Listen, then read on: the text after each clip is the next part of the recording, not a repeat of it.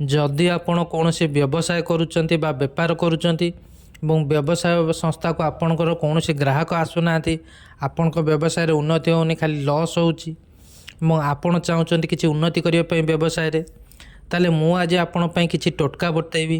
ସେହି ଟୋଟକାକୁ ଆପଣ କଲେ ମୁଁ ଆପଣଙ୍କୁ ଗ୍ୟାରେଣ୍ଟି ସହ କହୁଛି ଆପଣଙ୍କର ଯେଉଁ ବ୍ୟବସାୟ ସଂସ୍ଥା ବା ଯେଉଁ ବେପାର କରୁଛନ୍ତି ସେ ବହୁତ ଭଲ ଭାବରେ ଉନ୍ନତି କରିବ। ଆପଣଙ୍କ ସଂସ୍ଥାକୁ ବହୁତ ଗ୍ରାହକ ଆସିବେ ଏବଂ ଆପଣଙ୍କର ଇନକମ୍ ବି ଭଲ ହେବ। ମନେ ରଖନ୍ତୁ, ଆପଣ କ'ଣ କରିବେ, ଗୁରୁବାର ଦିନ ମୁଁ ଯେଉଁ ଉପାୟ ବତେଇବି କରିବେ। ଗୁରୁବାର ଦିନ ଗାଧୋଇ ସାରି ଆପଣ କ'ଣ କରିବେ, ଗୋଟିଏ ନଡ଼ିଆ ଆଣିବେ, 5ଟି ଲବଙ୍ଗ ଆଣିବେ ଏବଂ 7ଟି କର୍ପୂର ଆଣିବେ। ଏହି 3ଟି ଜିନିଷକୁ ଆପଣ କ'ଣ କରିବେ, ଗୋଟେ ନାଲି କନା ଦିହରେ ବାନ୍ଧିଦେବେ।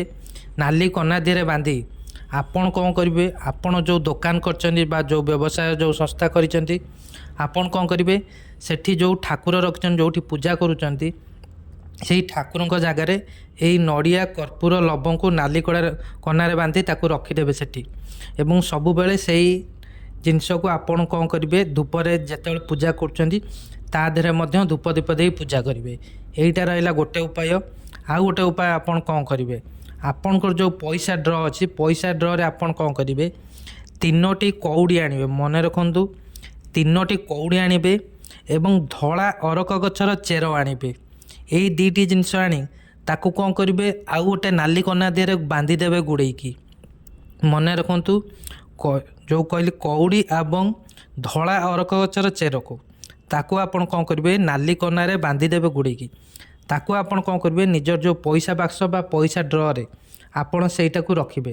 ଏବଂ ଯେତେବେଳେ ସକାଳୁ ଆପଣ ଠାକୁର ପୂଜା କରୁଛନ୍ତି, ଆପଣଙ୍କ ବ୍ୟବସାୟ ସଂସ୍ଥାରେ ବା ଦୋକାନରେ ପୂଜା କରୁଛନ୍ତି, ସେଇ ଡ୍ରରେ ଆପଣ ଯେଉଁ ଜିନିଷ ଟିକେ ରଖିବେ, ସେଠି ମଧ୍ୟ ଟିକେ ଧୂପ ଧୂଆଁ ଦେବେ। କେବଳ ଏତିକି ଉପାୟ କରିବେ।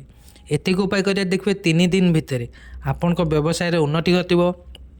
ଆପଣଙ୍କ ଦୋକାନ ବା ଆପଣଙ୍କ ସଂସ୍ଥାକୁ ବହୁତ ଗ୍ରାହକ ଆସିବେ, ଆପଣଙ୍କ ଇନକମ୍ ମଧ୍ୟ ବଢ଼ିବ। ଧନ୍ୟବାଦ।